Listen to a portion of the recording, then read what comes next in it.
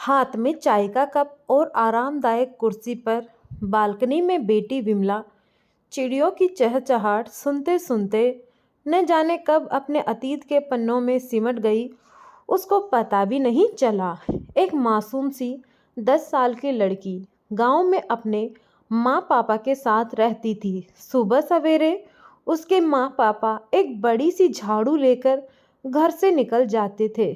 वह भी उसके साथ जाना चाहती थी, क्योंकि चुलबुले स्वभाव की जो ठहरी, आखिर उसको सारी दुनिया की खबर भी रखनी थी। जिज्ञासु मन जैसा कि हर बच्चे का होता है, उसका भी था। वह भी जानना चाहती थी कि आखिर माँ पापा क्या क्या काम करते हैं और सुबह से शाम तक कहाँ रहते हैं। उसने माँ से साथ चलने हेतु कई बार विनती की थी कि माँ, अकेले मुझे बहुत डर लगता है, आप भी मेरे साथ रुको, नहीं तो मुझे अपने साथ लेकर चलो। परंतु माँ कोई भी वजह बताकर हर बार समझा देती और वह मान लेती। एक दिन उसकी जिद के आगे माता पिता नतमस्तक हो गए और उसे अपने साथ ले गए। ठेकेदार जिसके नियंत्रण में वे दोनों काम करते थे, उसके घर की सफाई भी उन्हीं को करनी होती थी। दोनों उसको एक कोने में बिठा काम पर लगा गए। वह चुपचाप एक कोने में बैठी सब देखने लगी। उसने अपनी माँ का हाथ बटाने हेतु अपना हाथ आगे किया, लेकिन माँ ने मना कर दिया। यह सब वह ठेकेदार देख रहा था। उसका घूरना उसे बिल्कुल पसंद नहीं आ रहा था।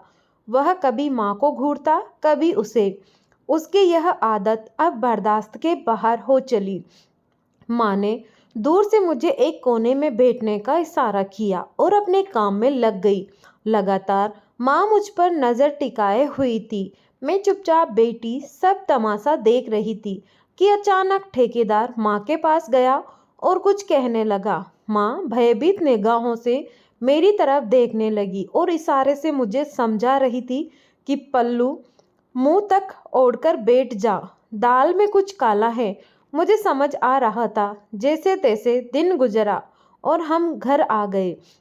घर आकर मैंने माँ से पूछा, माँ वह आपसे क्या कह रहा था? कुछ नहीं बेटा, ये इन पैसे वालों को लगता है कि हम छोटे लोग बिके हुए हैं, कह माँ ने ठंडी सांस ली और काम में लग गई। माँ बताओ न क्या कर रहा था वह? माँ से हट करने लगी। क्या करेगी जानकर, अभी छोटी है, अपनी जिंदगी जी ले, नहीं तो ये नरभक्षी हमें नोचकर खा जाएंगे। अब बच्ची को कुछ कुछ समझ आ रहा था, क्योंकि माँ अक्सर उसे इन सब की नज़रों से बचाती थी। उसने माँ की बात को बल देते हुए हाँ में सर हिलाया और बालों को झाड़ती हुई माँ की मदद करने लग गई। मन ही मन वह बेचैन थी और उस ठेकेदार को सबक सिखाने की तरकीब ढूंढने लगी, क्योंकि ठेकेदार का यह बर्ताव उसे बिल्कुल भी अच्छा नहीं लग रहा था कि वह एक तरफ तो कहता है कि मुझसे दूर रहकर काम करो, जबकि दूसरी तरफ घूर घूर कर माँ और उसे देख रहा था। उस समय भी बहुत बुरा लग रहा था और इस समय भी। जब गलती से हाथ किसी सामान को लग गया तो माँ पापा को बहुत जोर से डांटा था उसने। कितनी बार कहा है कि इसे साथ न लाया करो, मैं तुम्हें काम के पैसे तो देता हूँ, यहाँ कोई आश्रम थोड़े ही न खोल रखा है, कहे माँ को घूरने लगा।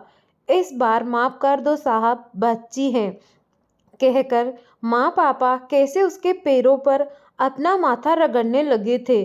दूर हो जाओ अछूत कहीं के, मुझे भी अशुद्ध कर दोगे, कहकर पीछे हट गया। लेकिन घूरना अभी भी चालू था।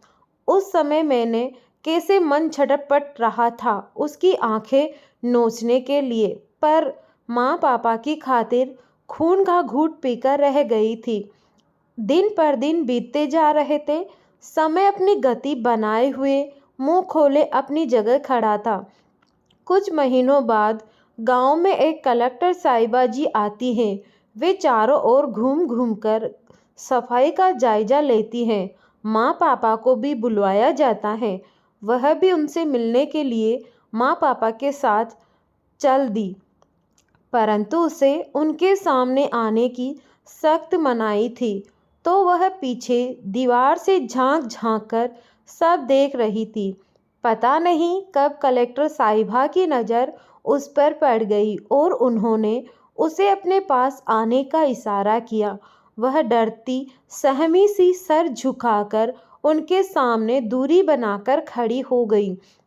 मेरे पास आओ, वहाँ क्यों खड़ी हो, हम तुम्हें मारेंगे थोड़ी ही ना, कहकर वे कलेक्टर साहिबा उसके पास आती हैं और सर पर हाथ फेरती हैं। कितनी प्यारी बच्ची हैं, बेटे तुम स्कूल क्यों नहीं जाते हो, उससे पूछती हैं। पहली बार किसी इतने बड़े व्यक्ति ने उससे इतने प्यार से बात की थी। मुंह पर ताला लगना तो लाजमी था। उसके मुख से कोई शब्द भी नहीं फूट पा रहा था। हम अछूत जो ठहरे। समय को भांपते हुए माँ तुरंत बोल पड़ी। आज यह शब्द सुनने में भी अच्छा नहीं लगता है, क्योंकि सरकार ने लड़कियों की पढ़ाई मुफ्त कर दी है और स्कूल में पढ़ने वाली लड़कियों को पैसा भी देती है, कहकर उसका हाथ पकड़कर पास की कुर्सी पर बैठने का इशारा करती है। कलेक्टर साहिबा की तरफ से प्रश्नों की बौछार होने लगती है। क्या तुम आकाश से ऊपर देखना नहीं चाहती, वे पूछती हैं। काहे सपने दिखावत हो साहिबा, हम तो नीची जात के ठहरे, हमें इतना ऊंचा ख्वाब नहीं देख सकत, कहकर माँ चुप हो जाती है और मेरा हाथ खींच लेती है। क्यों नहीं, आज पूरे भारत में सभी को हक है ऊंचे सपने देखने का। देखना, यह भी देखेगी और पूरा भी करेगी, कहकर कलेक्टर साहिबा फिर उसका हाथ अपने हाथ में लेती हैं। उसके हाथ का स्पर्श मानो उसे एक नई दिशा दिखा रहा था। अगले दिन से उसने स्कूल जाना शुरू कर दिया और फिर कभी पीछे मुड़कर नहीं देखा। तभी फ़ोन की आवाज़, ट्रेन ट्रेन, उसके कानों में पड़ती है और वह अतीत के पन्नों से तुरंत बाहर निकल जाती हैं। फ़ोन सुनते ही अपनी सीट से खड़ी हो जाती हैं। तैयार होकर बाहर आती है। दो पुलिस ऑफिसर जोर से उसे सैल्यूट मारते हैं, क्योंकि वह आज एक सफल पीसीएस ऑफिसर जो बन गई थी। आज हर व्यक्ति उसे सलाम ठोकता था। उसमें वह ठेकेदार भी था। वह फुर्ती से लाल बत्ती की गाड़ी में बैठ जाती है और अपने गांव का दौरा करने निकल पड़ती है, लेकिन अपने जीवन का वह स्वर्णिम पल कभी नहीं भूलती, जब उसे यह पहला उपहार यानी पढ़ने का अवसर प्राप्त हुआ था। तो दोस्तों, ये थी आज की कहानी। आपको कैसी लगी, आप हमें कमेंट में ज़रूर बताएं। धन्यवाद।